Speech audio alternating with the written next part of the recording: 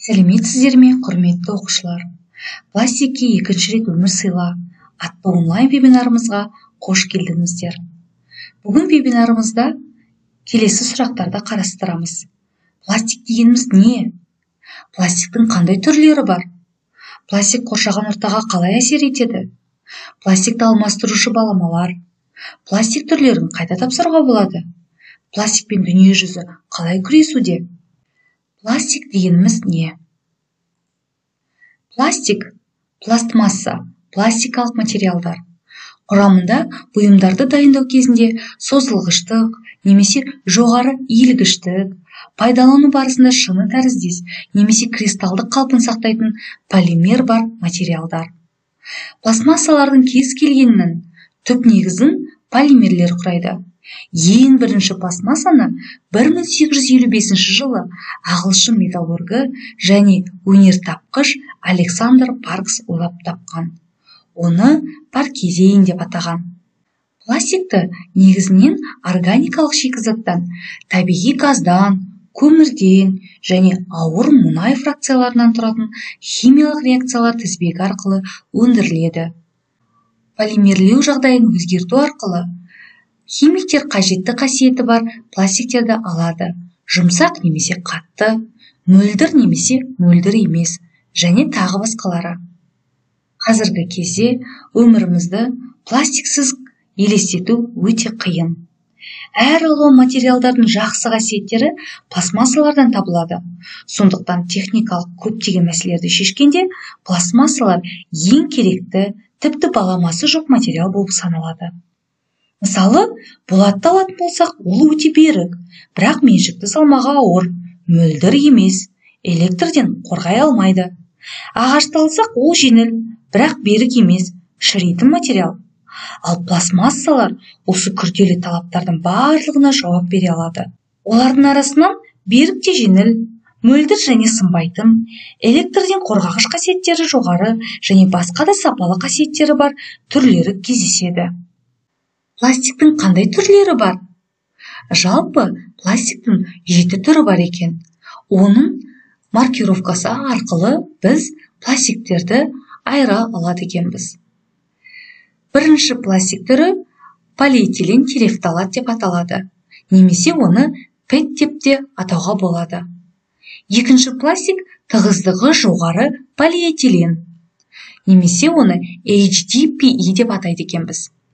Үшінші пластик поливинил хлорид. Төртінші пластик төмен тығыздықты полиэтилен. Бесінші пластик полипропилен. Алтыншы пластик полистирол, ал жетіншісі ол басқалары деп аталады. Оқушылар, әрбір пластикті сөйлетіп көрейікші. Олар өздері туралы не айтады екен? Мысалы, бірінші пластик түрі немесе PET. Бірінші сөзді мен алайын. Мен полиэтилен терефталат. Алкогольсіз су және шырын бөтелкелері, бір рет қолданылатын стақандар, жемістерге арналған контейнерлер менің бауырларым болып табылады. Біз тамақ өнімдеріне және сусындарға арналып жасалдық. Алайда қайталап қолдануға жарамаймыз. Сонымен қатар, біз ыстықты көтере алмаймыз. Сол себепті бізді қыздырмаңыздар және ыстық құймаңыздар. Екінші маркировкадағы пластик. Мен тығыздығы жоғары полиэтиленмін. Менің аға әпкелерім пластик пакеттердің, бір реттік ыдыстардың, тамақ контейнерлерінің, жуғыш және тазартқыш заттардың сыртқы ыдыстарының арасында кездеседі. Менің жердегі борышыма тамақ өнімдеріне және сусындарға арналып қолданылу. Сонымен қатар, ыстық тағамдарға да жараймын. Мені қайта қолдануға болады, бірақ маған майлы заттар құймаңыз. Жоқ, мен диетада емеспін. Менің ішімде майлы заттар ашып кетеді. Үшінші маркировкадағы пластик түрі. Мойындауым керек, мен қауіптімін. Мен поливинил хлорид. Менің достарым пластик терезелерде, жиһаз элементтерінде, құбырларда, дастархандарда, техникалық сұйықтықтардың сыртқы ыдыстарында кездеседі. Менен тамақ жемеуге немесе тамақ сақтамауға кеңес беремін. Және мен өлгеннен кейін мені өртемеңіздер. Жоқ, мәселе дінде емес, сіздер уланып қалуларыңыз мүмкін. Оқушылар, Үшінші маркировкадағы пластик түрі Қазақстанда қайта өңдеуге келмейді. Төртінші маркировкадағы пластик түрі. Мен төмен тығыздықты полиэтилен қоғамдастығының бірімін. Менің әріптестерім түссіз пакеттер, қоқыс қапшықтары, компакт дискі және линолеум болып табылады. Бізде тамақтарды және сусындарды ұстауға болады, бірақ май және өсімдік майларды салуға болмайды. Бізді күн сәулелерінің астында қалдыруға болмайды, себебі біз ультракүлгінің әсерінен жағымсыз заттар шығарамыз. Бесінші маркировкадағы пластик түрі. Ал мен полипропилендердің әулетіненмін. Біз табиғатымыздан филантроппыз және адамдарға қауіпсізбіз. Сол себепті бізден тамаққа арналған контейнерлер, шприцтер және балаларға арналған ойыншықтар жасайды. Бізді бірнеше рет қолдануға болады, бірақ уақыт өте келе біз де қартаямыз. Сол үшін бізді көп уақыт қолданбаңыз. Алтыншы маркировкадағы пластик түрі. Мен полистирол. Біздікілерді сіз йогуртқа арналған стақандардың, бір реттік ыдыстардың, ет астына қоятын түп қойманың, сэндвич панельдің, жылу оқшаулағыш тақтаның арасынан көрген боларсыз. Біз суық тамақтармен жақсы қарым-қатынастамыз, ал ыстық қышқылдарға реакциямыз онша емес. Қыжыл болғаны жақсы болар еді, бірақ бізден стирол атты қауіпті зат шығады. Сіздің орныңызда мен өзімнен тамақ жемес едім. Жетінші маркировкадағы пластик түрі. Ал мен өзімді нақты таныстыра алмаймын. Мен басқамын. Мен балаларға арналған бөтелкелердің, ойыншықтардың, суға арналған бөтелкелердің, қаптамалардың арасында кездесемін. Біз өзіміз бізге не қосқанын білмей шатасамыз. Сол үшін бізден абайлаңыздар. Біз өзімізге жауап бере алмаймыз. Ал оқушылар, сіздер әрбір пластик түрлерімен таныстыңыздар. Ал енді осы пластиктер қоршаған ортаға қалай әсер етеді екен? Жерге әсері. Хлорланған пластик топыраққа зиянды химиялық заттарды бөледі. Ол ары қарай жер асты суларына немесе жақын жердегі су көздеріне миграцияланады. Бұл су оны ішетін адамдардың немесе жануарлардың денсаулығына әсер етеді. Қоқыс полигондарындағы пластик ауаға метан бөледі. Мұхитқа әсері. Картадан көріп тұрғандарыңыздай, бұл үлкен тынық мұхит қоқыстық дақ. Оның ауданы 700 мыңнан 1,5 миллион километр квадратқа дейін жетеді.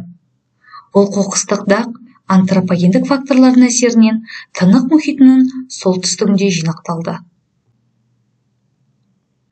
Жануарларға әсері. Біріккен ұлттар ұйымының қоршаған орта бағдарламасы бойынша пластик қалдықтары жылына 1 миллион теңіз құстарының және 100 мың теңіз сүтқоректілерінің өлуіне әкеп соғады. Олардың асқазандарынан тіс шөткілер, инелі шприцтер, оттықтар, ойыншықтар, бөтелкенің қақпақтары табылған. Олар осы барлық заттарды тамақ деп ойлап жеп, қиналып өледі. Мен пластикті қалай азырақ қолдана аламын? Пластикті алмастырушы бірнеше баламалар бар. Солармен танысып көрейік. Полиэтилен пакеттердің орнына эко-сөмкелер қолдану. Өз дорбаңызды пайдаланыңыз. Жыл сайын дүние жүзінде 1 триллион пластик пакет қолданылады. Мысалы, Технодом атты дүкенде осындай эко-сөмкелер және де қағаздан жасалған пакеттер сатылады екен. Пластик пакеттерді алмастыратын түрлі түсті торқапшықтар. Пластиктен жасалған бөтелкелердің орнына су құюға арналған флягалар, бөтелкелер қолдану. Әлемде әр минут сайын шамамен 1 миллион пластик бөтелкедегі сусын сатылады. Қаптамалары бар заттардан бас тарту. Сұйық сабынның орнына қатты сабын түрін алыңыз.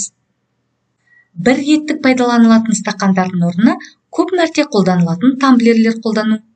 Осындай тамблерлер сіздің сөмкеңізде өте аз орын алады. Және де кофеханаға барып кофе ішкіңіз келсе, Нұр-Сұлтан қаласында осындай тамблерлермен келген сатып алушыларға 10% жеңілдік жасайды. пластиктен жасалған тіс щеткалардың орнына бамбуктен жасалған тіс щеткаларын қолдану.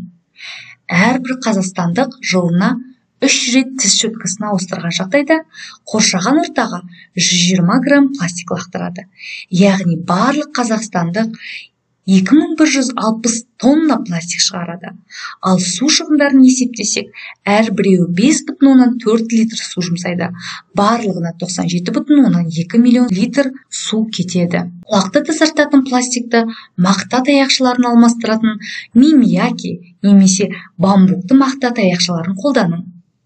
Бір реттік пайдаланылатын қасық пен шанышқылардың орнына көп мәрте қолданылатын бамбуктен жасалған асхана аспаптарын қолдану.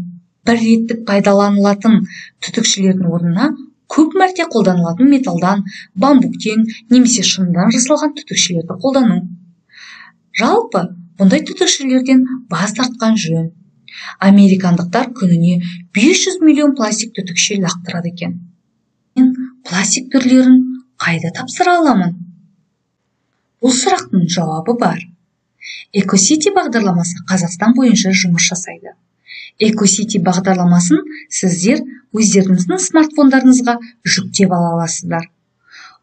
Осы Экосити бағдарламасына кірген кезде сіздер ең басында өз қалаңызды таңдайсыз. Одан кейін осы вебинарда айтылған пластиктердің маркировкасы бойынша немесе тізім бойынша іздеп қай жерге тапсыра алатындарыңызды біле аласыздар. Сонымен қатар өздеріңіздің статистикаларыңызды жүргізе аласыздар. Картаға қарап отырсаңыздар, біздің Нұр-Сұлтан қаламызда бірнеше қатты тұрмыстық қалдықтарды қабылдайтын пункттер бар екен. Сіздер өздеріңіздің үйлеріңізге жақын пунктті таңдай аласыздар. Және де бұл жерге тек қана пластик емес, сонымен қоса картон, макулатура, полиэтилен пакеттерін, алюминий немесе тіпті киім-кешектерді тапсыруға болады. Қабылдау пункттеріне тапсырған кезде сіздер сол үшін әрбір килограммға ақша ала аласыздар. Мысалға айтатын болсақ, шамамен алюминийдің 1 килограммына 130 теңге, пластиктің 1 килограммына 60 теңге, картонның 1 килограммына 18 немесе 25 теңге, макулатураға 18 немесе 25 теңге, ал полиэтилен пакеттеріне 1 килограммға 120-130 теңге шамамен ала алады екенсіздер. Сарығы таста. Сіздердің әрбір үйлеріңіздің алдында осындай сары немесе жасыл түсті қоқыс жәшіктерін көре аласыздар. Осы сары жәшіктерге сіздер пластик, металл, шыны, қағаз және электроника тастай аласыздар. Ал жасыл пластикке сіздер үйдегі тамақ өнімдерінің қалдықтарын лақтыра аласыздар. Бүгінгі вебинарды әлемді өзгертпес бұрын өзіңді өзгерт деген Сократтың ойымен аяқтағым келіп отыр. Мен де осыдан 2 жыл бұрын университетте оқып жүргенде қатты тұрмыстық қалдықтарды сұрыптаумен айналыса бастадым. Қазіргі кезге дейін мен бірнеше пластиктерді, сонымен қатар шыныны, макулатураны сұрыптап, оны қабылдау пункттеріне тапсырып отырдым. Одан түскен ақшаны мен жануарлар үйіне көмек ретінде жіберіп отырдым. Осылайша біз әрбіріміз қатты тұрмыстық қалдықтарды сұрыптап, оны қабылдау пункттеріне тапсырып, немесе сары қоқыс жәшіктеріне тапсырып, лақтырып отырсақ, біз осы Қазақстанның табиғатын, қоршаған ортасын, өсімдіктер мен жануарларын қорғап қала алады екенбіз. Назарларыңызға рахмет.